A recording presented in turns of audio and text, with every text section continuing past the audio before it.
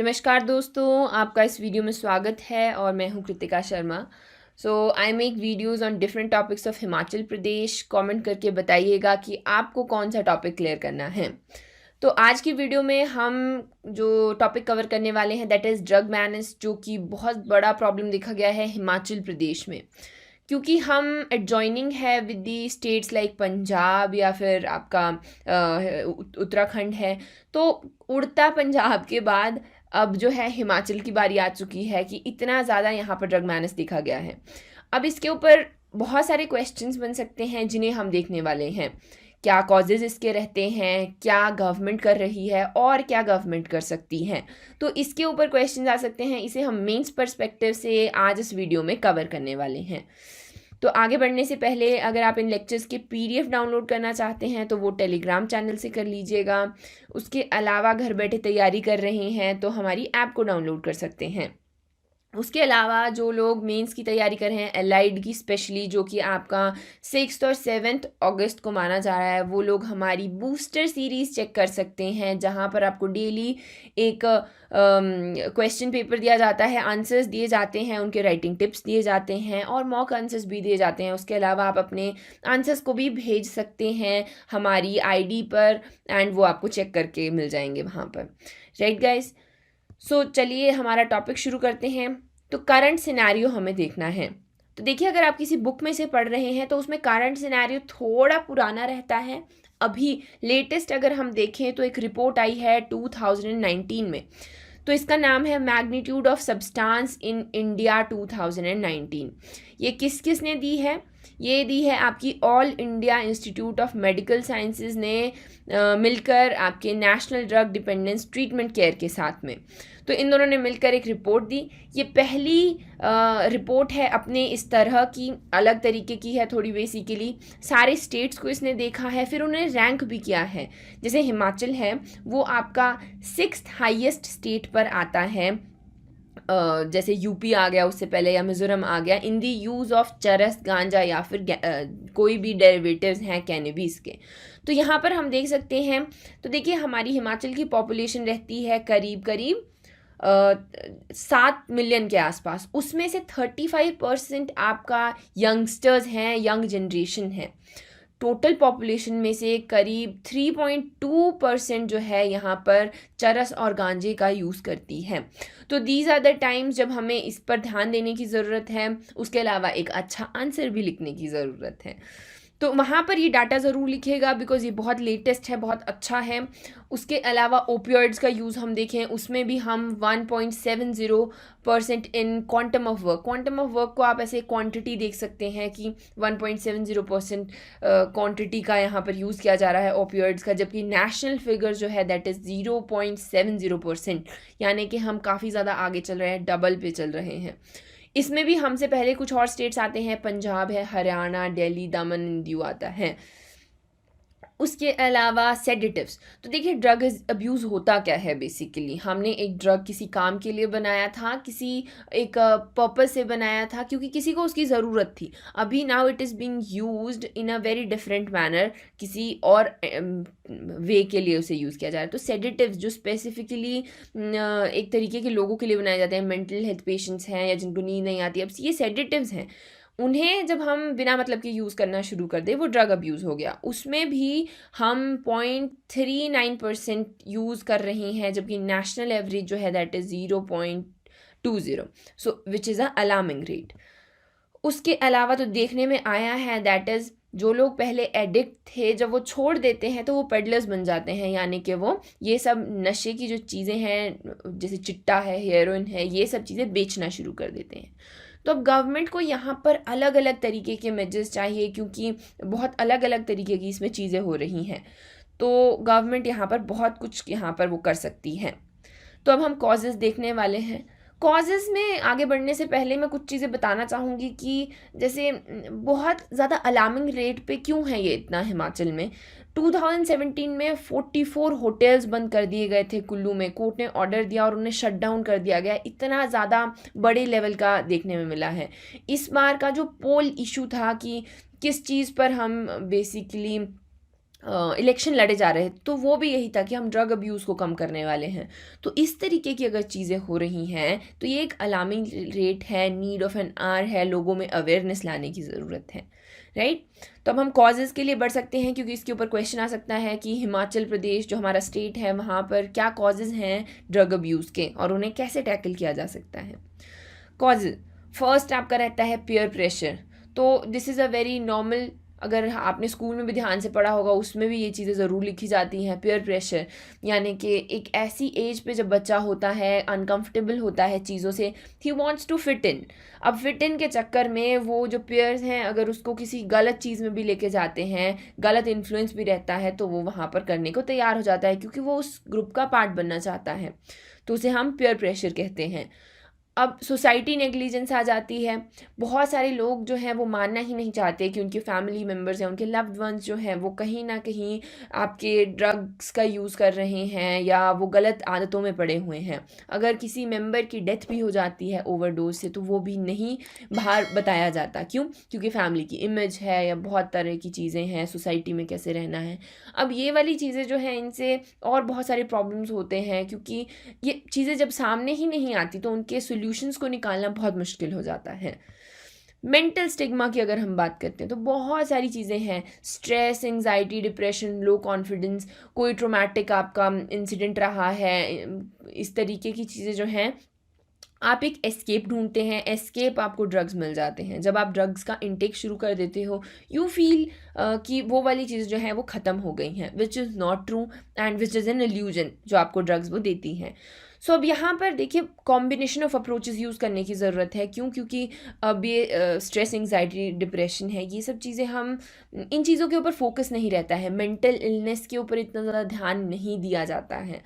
तो इन सब चीज़ों में और तरीके की चीज़ें, काउंसलिंग होगी, साइकियाट्रिस्ट को लेके आना है या स्कूल लेवल पर पेरेंट्स को बहुत ज़्यादा अवेयर रहना है, ये सब चीज़ें यहाँ पर यूज़ होंगी। क्योंकि हमें नहीं पता होता है कि कौन किस तरीके के दौर से गुज़र रहा है या किस हद तक वो परेशान है। इसीलिए मेंटल इलनेस पर थोड़े टाइम के लिए ज़ोर डाला गया। अब सुशांत सिंह राजपूत की डेथ हुई, he was a very fame star, इसलिए इतना ज़्यादा लाइमलाइट में आया। बहुत सारे लोग जो फर्स्ट नंबर है, सबसे ज़्यादा लोग इंडिया में मरते हैं आपके एक्सीडेंट से, दूसरे नंबर पे लोग मरते हैं सुइसाइड से। सो क्यों मरते हैं? क्योंकि हम अवेयरनेस नहीं जगा पाते हैं। जब बहुत सारे लोग जो वहाँ से सुसाइड से बच जाते हैं वो ड्रग्स में आ जाते हैं। सो इन सब चीज़ों को हमें हैंडल करना है। फिर हम बात करते हैं क्यूरोसिटी की। तो एज ए यंगस्टर ऑब्वियसली हम बहुत ज़्यादा इंक्विजिटिव हैं, क्यूरियस हैं, जिज्ञासु हैं, बहुत सारी चीज़ों को टेस्ट करना चाहते हैं। तो इसका जो एकमात्र इलाज है वो है अवेयरनेस, लोगों में अवेयरनेस लाना, जिसकी वजह से उन्हें पता हो कि सही गलत के मायने और कि किस तरीके से वो उन्हें बेनिफिट नहीं करने वाली हैं। फिर आता है फाइनेंशियल कंडीशन, जिसे हम मेक क्विक मनी या मनी क्विक भी कहते हैं। बेसिकली इसमें क्या करने की बात की जा रही है कि कोई कहीं स्मगल करना है कोई सामान, तो अब किसी को पैसे दे दिए और उसे कर दिया, तो अब उसे बहुत छोटे काम के लिए इतना बड़ा अमाउंट मिल रहा है तो वो ड्रग ट्रैफिकिंग में चला जाएगा, अब्यूज़ में चला जाएगा या फिर खुद भी धीरे धीरे कंज्यूम करना शुरू कर देगा। सो ये एक एम्प्लॉयमेंट के नाम पर बेसिकली उसे यहाँ पर इस चीज़ में खींचा जाएगा। उसके अलावा जो कॉज एक और देखा गया है, ड्रग पैडलर्स जो हैं वो पावर नेक्सिस के बहुत पास हैं, यानी कि पॉलिटिशियंस, पुलिस, इन्फ्लुएंशियल पीपल जो हैं वो कहीं ना कहीं उन्हें सपोर्ट करते हैं। अब उनके चाहे अपने फ़ायदे हो, फिनेंशियल ही हो, लेकिन देखिए करप्शन तो हर जगह रहती है, लेकिन हमें उसे कैसे टैकल करना है वो इम्पॉर्टेंट है। इस तरीके का सिस्टम बना हो कि ये सब चीज़ें ना हो, राइट। अब इम्पैक्ट्स अगर हम बात करें कि ड्रग अब्यूज़ के इम्पैक्ट्स क्या हैं, बहुत सारे हैं। अल्टीमेटली तो डेथ है, लेकिन उससे पहले क्या क्या होता है, उससे पहले बहुत चीज़ें होती हैं। आपका जो सेंट्रल नर्वस सिस्टम है, आपकी न्यूरॉन्स हैं वो काम करना बंद कर देते हैं। जो आपका ब्रेन का सर्किट है वो ओवर स्टिमुलेट हो जाता है।